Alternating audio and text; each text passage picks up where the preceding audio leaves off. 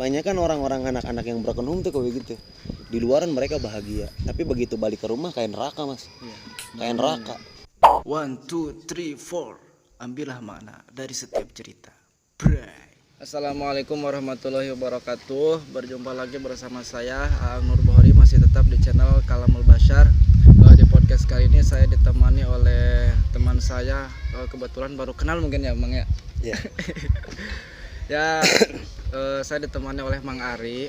Ya katanya sih Mang Ari ini adalah yang biasa suka berdakwah kemana-mana ya. Insyaallah. Yang mungkin saya ingin tanyakan begini Mang Ari. Iya. Kan sekarang ini Mang Ari suka keliling dakwah ke sana kemari. Iya. Terus Mang Ari ini punya pengalaman hidup itu di masa lalu, punya pengalaman yang gelap gak gitu di masa lalu? Kalau berbicara soal masa lalu, pasti ya. Iya. Semua orang ya punya masa lalu yang entah karena memang dia dari dulu basicnya seorang santri, entah ada al-maghfurullah seperti al-maghfurullah almarhum Ustadz Jeffrey Al-Bukhari Ya. yang kita kenal.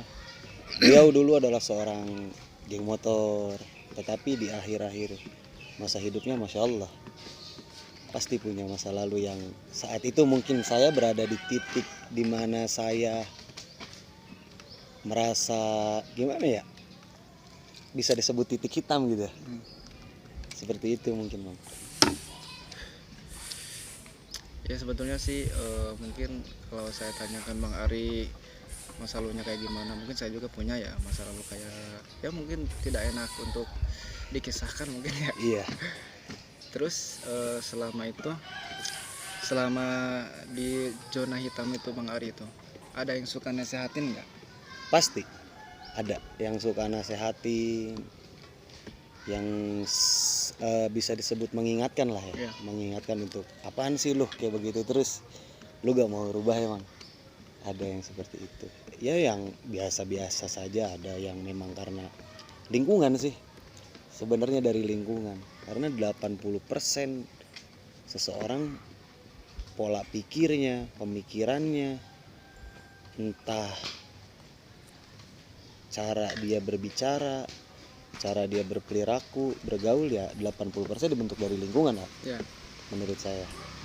20% sisanya dari pendidikan dan keluarga. Tapi itu orang tua Bang Ari tahu gak? Bang Ari seperti itu di luar. Tahu? Tahu. Tahu. Itu tanggapan orang tua Bang Ari gimana tuh? Orang tua kalau kata orang Sunda mah nista maja utama ya. Itu apaan tuh? Sekali, dua kali diomongan, 3 kali diantep gitu. Kalau kata orang Sunda kayak begitu, nista maja utama. Iya. Terus ketika Mang Ari itu kan di masa lalu itu hidupnya mungkin ya semacam kenakalan kayak gitulah. Iya. Terus ada yang nasihatin, kata Mang Ari tadi ada perasaan Mang Ari nih di saat berada di zona itu, ada yang orang ada yang nasihatin, perasaan Mang Ari tuh terima gak kayak gitu? Ya mungkin tergantung dari cara penyampaian orang yang menasihatinya. Ya. Kalau kadang kayak begini dah. Contoh AA nih orang yang belum doyan sholat. Sama Ari diajak itu sholat. Sholat. Kayak begitu kesannya kayak saya nih, lu siapa sih, kayak orang beriman banget gitu. Ya. Kayak gitu. Tapi kalau ngajaknya, sholat yuk, bebarengan yuk. Ayo mumpung keraya waktu ya. Kan kalau kata orang Sunda kayak begitu enak kan. Jadi kesannya mengajaknya tuh pelan-pelan gitu. Seiring dengan berjalannya waktu ya. Kalau dulu ya waktu diingetin kayak begitu, karena memang mungkin imannya masih tipis Mas. Manggilnya apa sih ini biar enak nih? Bebas. Ya, Iman, ada sih lebih cocok ada. Bukan merasa iman sekarang tinggi atau gimana. Maksudnya mungkin dulu gimana sih? Terombang-ambing lah. Ya. Terombang-ambing karena mungkin memang fasenya dulu masih jiwa muda menggebu-gebu ya. Masih gimana sih, dinasehatin nerima, sadar waktu di situ, begitu pulang beda lagi ceritanya. Masuk kuping kiri masuk kuping kiri, keluar kuping kanan. Ya, kayak gitu ya. Dulu juga saya kayak gitu tuh. Iya. Waktu apa sih kumpulan saya semacam ya bisa dikatakan orang kagak bener lah.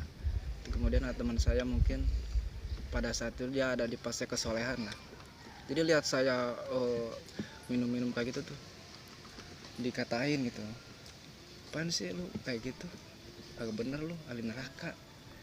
Itu dia tuh ngomong tuh kayak gitu tuh, sampai saya kesini kan yang namanya orang ya kagak tahu ya kehidupannya tuh bakal kayak gimana kehidupannya ya, susah Betul, ditebak lah. Betul. Kadang-kadang orang yang baik sekarang belum tentu baik di masa depan. Betul. Terus orang yang Buruk di masa lalu sekarang ini belum tentu kan baik di masa depan juga, betul tak? Ya artinya ketika kita melihat keburukan orang, ya jangan sampai menjudge lah dia itu kriminal mutlak ataupun ahli neraka. betul. Begitu. Ya saya juga jujur ketika ada yang orang yang ngomongin kayak gitu nggak enak lah, kurang nerima lah. Ya walaupun dia memang mungkin niatnya baik, pengen lihat saya itu berubah. Iya, Tapi kalau caranya kayak gitu, mungkin tergantung cara penyampaiannya. saya juga kurang cara terima. penyampaiannya. Hal yang membuat Mang Ari ingin berubah dari masa lalu yang buruk hingga sekarang bisa menjadi berdakwah, itu hal yang membuat Mang Ari bisa berubah itu apa? Udah capek. Maksudnya, bosan apa gimana? Udah bukan bosen. Kalau yang namanya bosen, nafsu nggak ada bosennya, Mang. Ya. Nafsu nggak ada bosennya. Kalau diri kita nih ngikutin nafsu, ya mungkin saya hari ini masih di jalan, masih hidup di pinggiran jalan, masih hidup di pasar mungkin, kayak begitulah.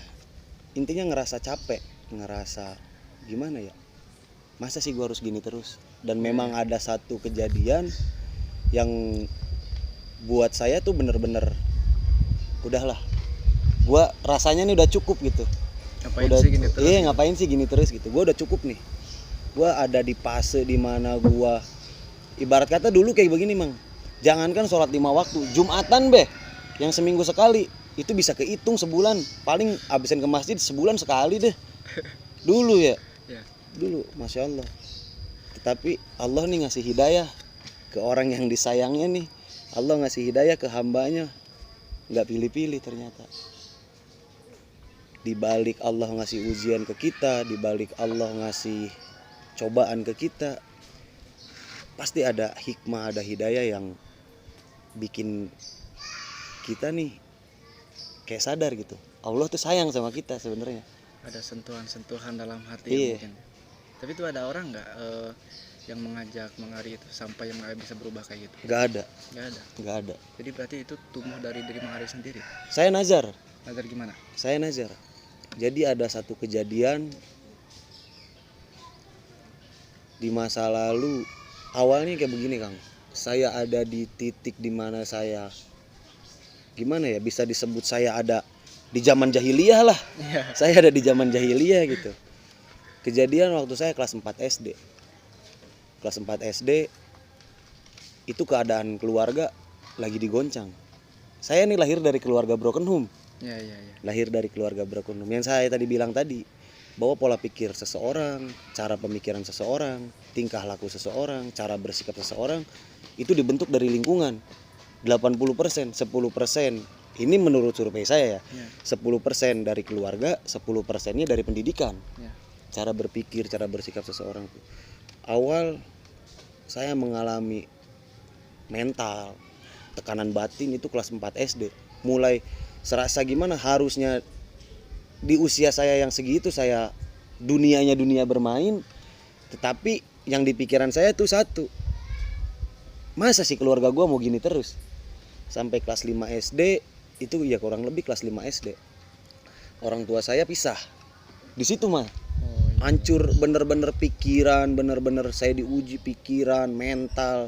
Saya lahir dari keluarga broken, serasa gue buat apa sih hidup gitu. Serasa gak berguna. Serasa gak berguna. Disitulah mulai kelas 6 saya mulai mengenal. Saya ngerokok dari kelas 6 SD. Kelas 6 SD saya udah ngerokok. Kelas 6 SD saya udah ngerokok, udah main sama yang bukan seumuran lagi lah. Ibarat kata kelas 6 SD masih main kelereng. Lah kita mau udah nongkrong sama anak-anak muda pinggir jalan, gitar-gitaran kayak begitu. Karena memang lingkungannya juga sih. Di situ mulai gimana ya, mulai masuk lah ke dunia yang tadi saya bilang jahiliyah, mulai mengenal alkohol, mulai mengenal ribut, mulai mengenal hal-hal yang bisa digarisbawahi negatif lah di situ mas. Masuk saya usia SMP karena di situ orang tua udah pisah, orang tua udah cerai, gimana nggak tekanan batin mang, gimana nggak tekanan mental saya kena, pikiran saya kena. Saya hidup tadinya enak, SD kelas 4, kelas 5, kelas 6 saya hidup masih enak, duit masih banyak. Karena setelah perpisahan orang tua itu usaha mulai acak-acakan lah, orang tua kasarnya ekonomi mulai turun nih, karena bapak udah gak serumah kan ya, ekonomi mulai menurun.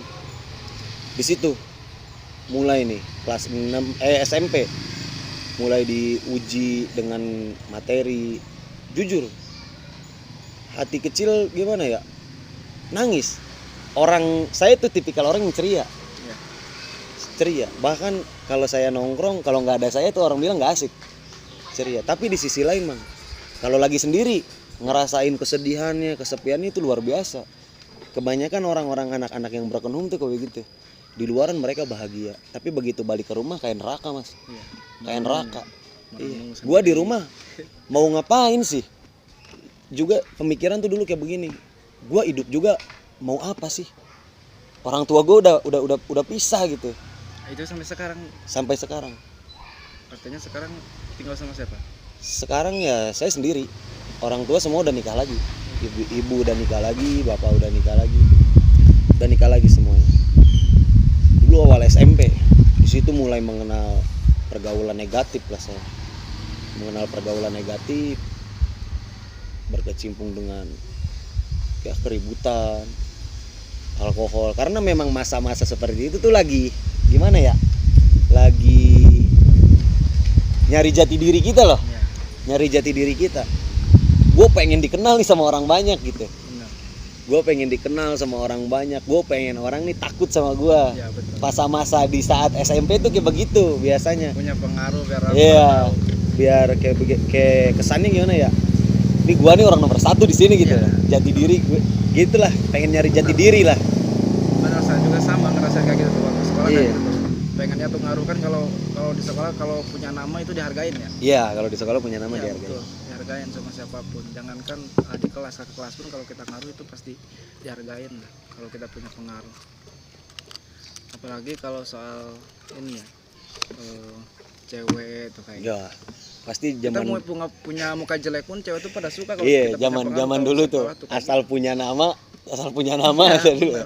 Nama dikenal. Cuman yang saya sayangin setelah saya berpikir sekarang gitu, gua nama dikenal sama orang banyak, tapi dikenalnya tuh dalam konteks yang jelek gitu, bukan yang bagus. Kayak begitu. Kita ada di dalam catatan sejarah sejarah keburukan. Kalau saya mungkin broken home enggak, tapi ya itu tadi lingkungan. Saya awal-awal diajak sama teman tuh, minum yuk. Saya kan gak mau, bau kan minumannya ya. Iya. Bau, saya gak mau tuh.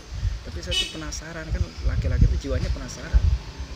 Di samping gak mau, saya penasaran, ya udah saya minum. Kesini saya doyan. Akhirnya keterusan tuh. Tiap malam tuh kayak gitu. Sampai pada waktu itu tuh saya tuh kalau malam tuh terminal cari tuh tiap malam tuh pulang jam 2. Tiap malam pulang jam 2 berantem sama orang tua, sampai orang tua saya ngatain kayak gini. Saking mungkin keselnya lihat orang anak yang disayangnya itu diharapkan menjadi orang baik, ternyata menjadi sosok yang bejatnya luar biasa gitu. Ini orang tua saya gini, pas keluar orang tua saya bawa kursi mau pukul saya ambil lagi tuh kursi, pukul balik sama orang tua saya tuh sampai nangis sih, sampai orang tua saya bilang kayak gini, orang tua yang perempuan ya, kalau dalam bahasa Sunda tuh kayak gini, aing mah cenah hanya kal ngalahirkeun sia, lamun nyaho sia cenah hirup bakal kos kieu ku aing geus dipaehan cenah keur budak. Betul. Sampai bener orang tua saya pun ada bahasa seperti itu. Terus saya kan jawab, anu hayang budak kolot, hayang budak apa budak hayang kolot, kan kata saya gitu. Bikin nangis itu orang tua saya tuh, bikin jadi itu nangisnya tuh. Akhirnya ya udah keseringan berantem tiap malam berantem sama orang tua tuh kayak gitu. Tapi saya nggak sadar, Iya. saya nggak mau berubah atau ada sentuhan berubah dalam diri saya, enggak. Mungkin ada suatu kejadian, ada ajakan teman, saya ada ya namanya perjalanan untuk berubah ya mungkin caranya beda-beda. Iya. Saya ada yang ngajak tuh, saya harus ya ajak ngaji awalnya kayak gitu. Ya udah saya mau, sehingga saya berhentilah dari pergaulan kayak gitu. Saya 2 tahun ninggalin perkumpulan teman saya kayak gitu, soalnya saya udah berhenti tuh, udah masuk pengajian, terus kembali nongkrong, ditawarin lagi. Ya orang yang baru masuk pengajian terus ditawarin lagi kayak gitu, ya udah mau lagi. Akhirnya Betul. saya memutuskan 2 tahun saya ninggalin teman saya tuh, nggak kumpul-kumpul. Ya dikatain belagu, dikatain ini. Betul. Saya ya itu resiko Betul. saya keluar dari zona hitam itu. Terus Bang hari ini selama di dalam dunia hitam itu pernah ngalamin frustasi kan? Pasti.